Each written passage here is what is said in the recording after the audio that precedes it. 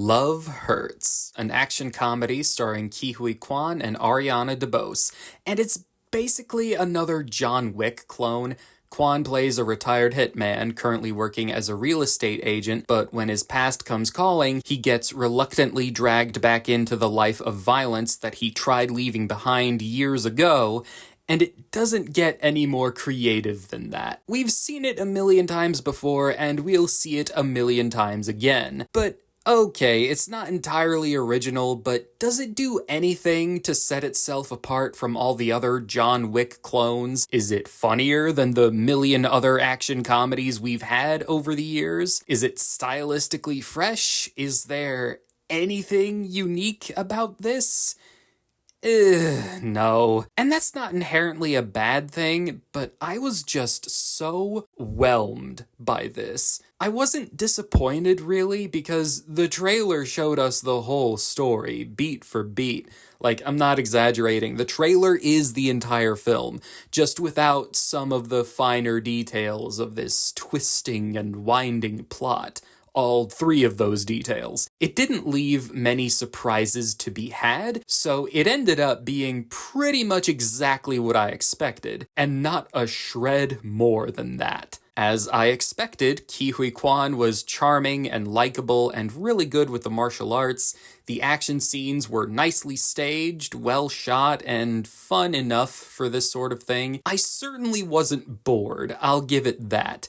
But most everything about it is just fine. Honestly, I was more interested in the side characters than I was the two leads. The minor antagonists played by Marshawn Lynch and Andre Erickson were my favorite characters in the film. I thought they were pretty funny. Probably the only actual funny parts of the movie came from them. I also liked Mustafa Shakir playing an assassin poet named the Raven, who feels like he's from an entirely different movie. Like, what in the hell? This guy should have had a whole movie to himself, I swear to God. And he has a romance with Quan's assistant lady, and it's actually cute? I want more with those side characters, because the actual main characters as they are fucking lame. I like Ke Huy Quan as an actor, but his character isn't that engaging. He plays the part perfectly fine, but I can't bring myself to care that much about him. And what makes me really sad, like sadder than anything else, is that Ariana DeBose is the weakest element of the entire movie. I don't know what the hell is going on here. She's an Oscar-winning actress.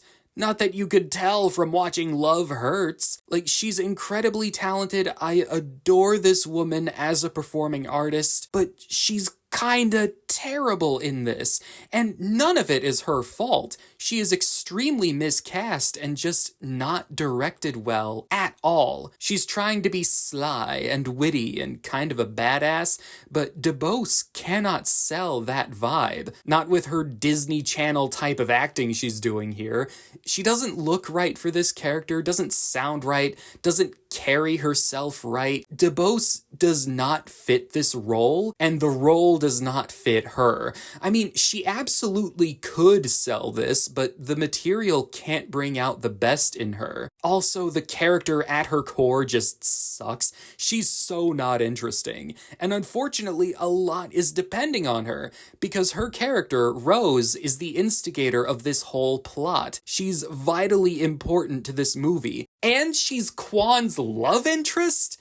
You're telling me these two are supposed to be a couple? That there's supposed to be a romantic connection between them? There is no romantic chemistry between Quan and DeBose. They feel more like platonic acquaintances than lovers. You don't feel a damn thing for them. And their big kiss at the end feels so unearned. It's also just a fucking odd pairing. Like, tell me I'm crazy, but these two fundamentally don't make a compelling romantic couple. So much of Love Hurts is riding on DeBose, and she is the one major thing that wasn't working for me. Sure, nothing else was incredible, like, it's passable at least, but she was the only part that I felt was actively not good. It really falls apart because of her. And again, I know damn well it's not her fault. Jesus Jesus Christ, her agent needs to be thrown in prison.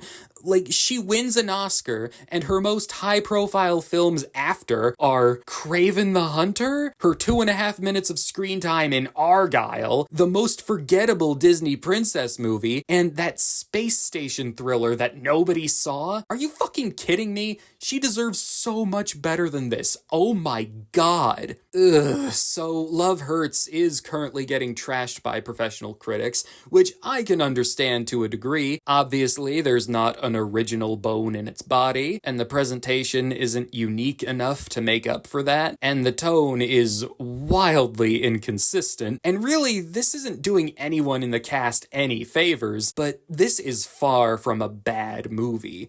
It's not horrifically incompetent, and it's not even the kind of bad that gets me angry. I don't have the energy to get pissed off at Love Hurts. If this movie can't be bothered to put that much effort into its own story and characters, why the hell should I feel anything that strong about it? This is a mediocre piece of whatever, and it's just barely enjoyable enough for one viewing. And that's fine. I mean, I wouldn't recommend going out of your way to see it in theaters, but if it pops up on a streaming site for no extra charge, then it'll be a decent time killer. It's mercifully short, too. Only an hour and 23 minutes with credits. It doesn't overstay its welcome, what little welcome it already had, but it's a perfectly disposable action comedy where the side characters are more entertaining than the leads. It's fucking whatever. And that's pretty much all I have to say about that. So, yeah.